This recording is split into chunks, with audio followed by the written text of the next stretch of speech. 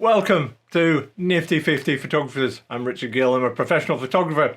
Now in this video, this is the next in a series of how to get the best out of your mobile phone camera. I'm going to talk to you about the tools that will help you set up your shot. What we're going to cover is how to adjust the focus and the exposure, how to turn the flash on and off, how to apply a filter to your photos, how to use the timer, and how to use the grid to straighten your shot and to help you with things like composition by using the rule of thirds. The first thing we'd likely to want to do is adjust our focus and exposure. And you do this by simply get your camera on and then put your finger on the screen over an area where you want the exposure and the focus to be correct. You'll see a yellow box appear, and beside it there is a little yellow light bulb symbol. Now if you put your finger on that and slide it up and down, you'll see it alters the exposure. On more recent models, the iPhone 11 or later, you can adjust this more precisely, and you do that by touching the little arrow symbol at the top of the screen and then look for the plus minus, which is in a circle at the bottom of the screen. Touch on that and you now get a graduated scale, and by sliding that up and down you can adjust the exposure in the same way.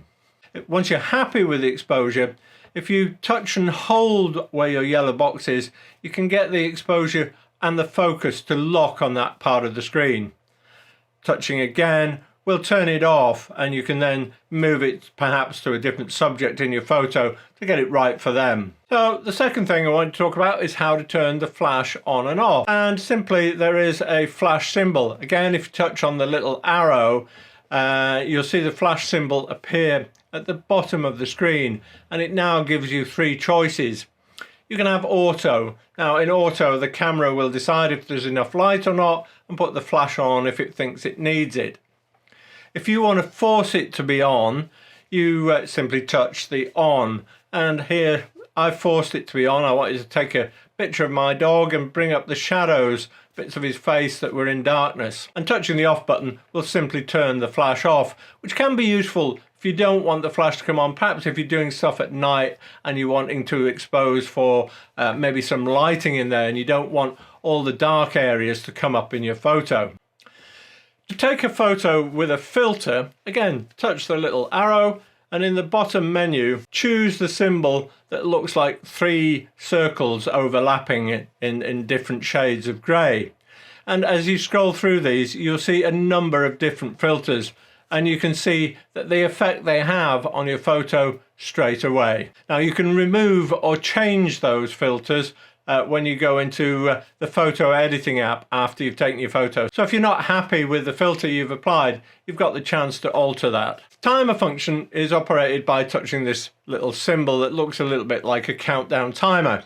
And what that allows you to do is to join in a photo, perhaps a group photo where you want to include yourself. You've set your phone up on a tripod or something and you can walk into the shot.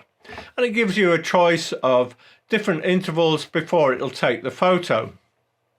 I'm going to set this one up for 10 seconds and you can see what happens. You get this countdown timer on the screen telling you what's happened, but it does give you the opportunity now to walk round into the photo and include yourself in the frame. Now what the camera will do on the other side is it'll bleep the flash at you. If at any point you want to stop the photo being taken, simply pressing on the shutter again will interrupt the process and it'll stop the countdown. Finally, one of the things you probably want to do is use the grid. Now, you have to go into the settings app to enable this. So go into settings, find the one for camera and scroll down until you find grid on or off and make sure that's on. Now you can use that to help you with your composition. Now typically it sets up a rule of thirds grid, so you can align things like your horizon a third of the way up or down in your photo, and you can put key features on where those grid lines cross, and that will all help with your composition. I hope you found that useful and now you've got a better understanding of how to use some of the features of your phone. There'll be another video in this series showing you more about how to get the best out of your phone photography, go out and practice with it. You know, it has a great camera in there. You'll get some great shots.